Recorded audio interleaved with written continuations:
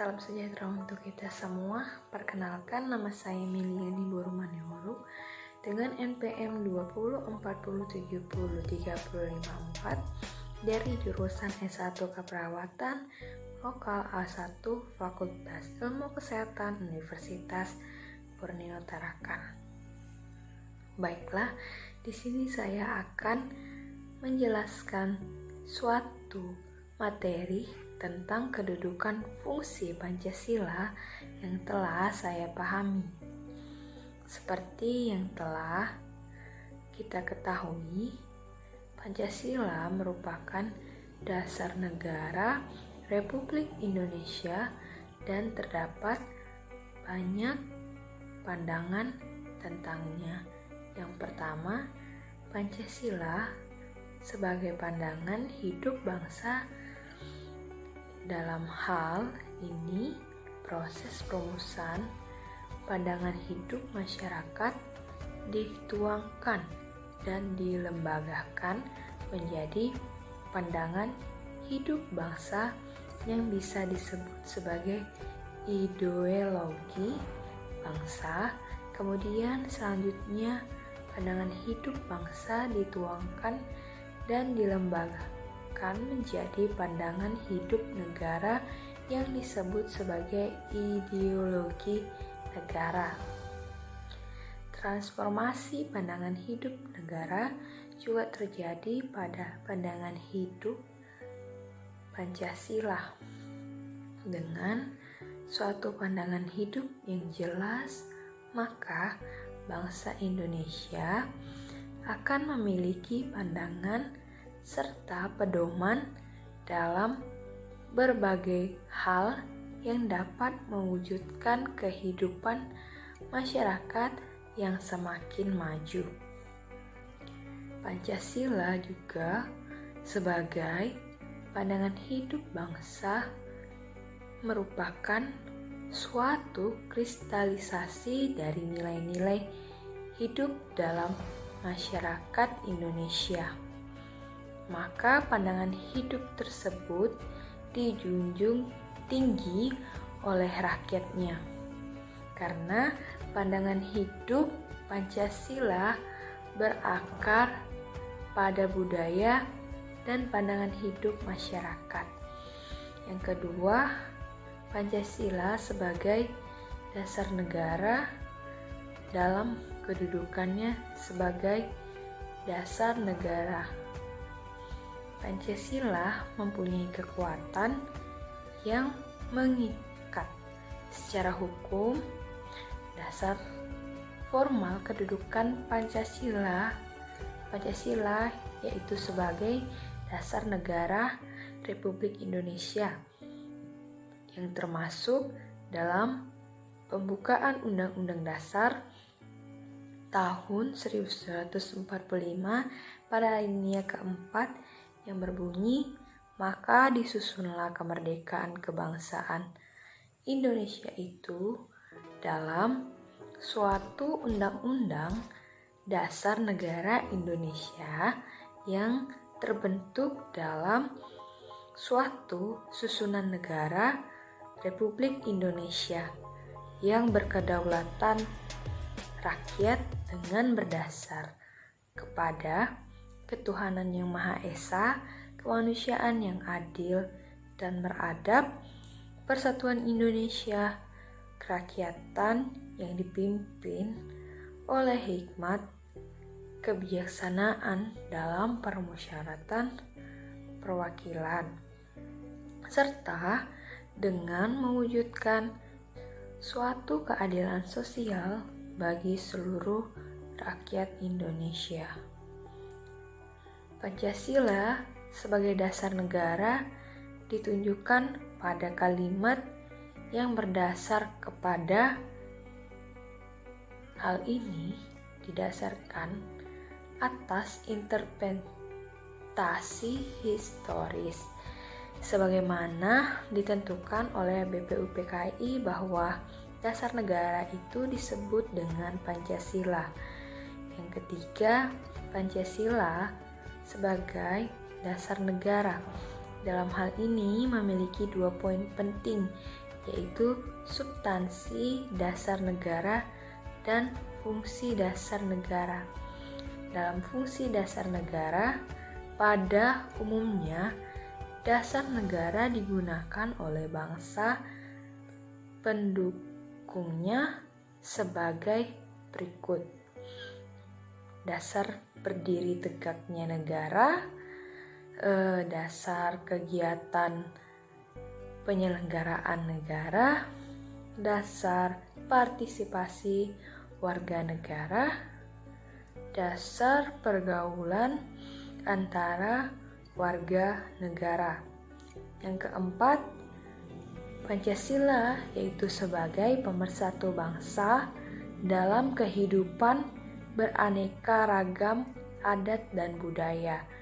Pada dasarnya, setiap adat budaya telah mengamalkan kelima unsur Pancasila sehingga dapat dinyatakan berpancasila dalam adat budaya. Yang kelima, Pancasila sebagai ideologi bangsa.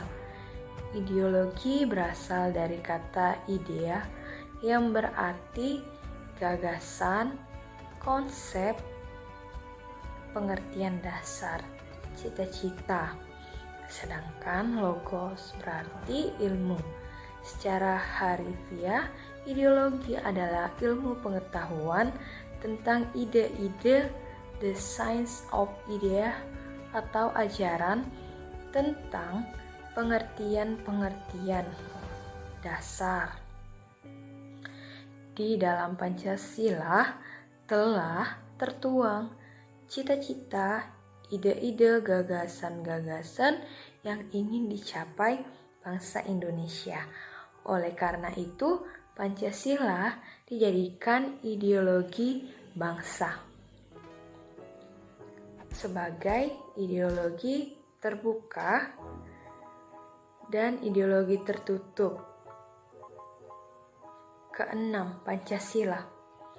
Hal ini, ideologi terbuka dan tertutup merupakan Pancasila yang bersifat aktual, dinamis, antisipatif, dan senantiasa mampu menyesuaikan dengan perkembangan zaman. Sedangkan Pancasila sebagai ideologi tertutup merupakan suatu gagasan atau ide, cita-cita, dan juga sebuah pandangan yang mutlak serta tidak dapat diingkari serta wajib diterima dan dipatuhi oleh seluruh lapisan masyarakat tanpa terkecuali. Yang ketujuh, Pancasila sebagai jiwa bangsa Indonesia, dan dalam hal ini Pancasila sebagai jiwa bangsa lahir bersamaan dengan adanya bangsa Indonesia, yaitu pada zaman dahulu kala pada masa kejayaan nasional. Kedelapan, Pancasila sebagai kepribadian bangsa. Dalam hal ini Pancasila bukan merupakan pemikiran perorangan, melainkan merupakan suatu proses kuasalitas dari Pancasila, yaitu sebelum disahkan menjadi dasar negara. Nilai-nilai Pancasila dalam kehidupan sehari-hari, baik sebagai pandangan hidup bangsa dan filsafat hidup bangsa Indonesia, telah mengkristalisasi dalam kehidupan berbangsa dan bernegara, karena nilai-nilai Pancasila telah diyakini kebenarannya yang menimbulkan tekad untuk mewujudkan dalam sikap dan tingkah laku. Artinya Pancasila lahir bersama dengan lahirnya bangsa Indonesia dan merupakan ciri khas bangsa Indonesia dalam sikap mental maupun tingkah lakunya, sehingga dapat membedakan dengan bangsa lain. Kesembilan, Pancasila sebagai perjanjian luhur. Dalam hal ini mempunyai arti Pancasila telah disepakati secara nasional sebagai dasar negara pada tanggal 18 Agustus tahun 1945 melalui Sidang PPKI Panitia Persiapan Kemerdekaan Indonesia. 10. Pancasila sebagai sumber dari segala sumber tertib hukum, yang berarti bahwa segala peraturan perundang-undangan yang berlaku di Indonesia harus bersumberkan Pancasila atau tidak bertentangan dengan Pancasila. 11. Pancasila sebagai cita-cita dan tujuan yang akan dicapai bangsa Indonesia. Artinya yaitu masyarakat adil dan makmur yang merata, materi dan spiritual yang berdasarkan pada Pancasila. 12. Pancasila sebagai falsafah bangsa dan negara Indonesia. Dalam hal ini Pancasila merupakan sarana yang ampuh untuk mempersatukan bangsa Indonesia. Karena Pancasila adalah falsafah hidup dan kepribadian bangsa Indonesia yang mengandung nilai-nilai dan norma-norma yang oleh bangsa Indonesia diyakini paling benar, adil, bijaksana, dan tepat bagi bangsa Indonesia untuk mempersatukan rakyat Indonesia. Yang terakhir, Pancasila sebagai pandangan hidup. Pandangan hidup adalah suatu wawasan menyeluruh terhadap kehidupan yang terdiri dari kesatuan rangkaian nilai-nilai luhur.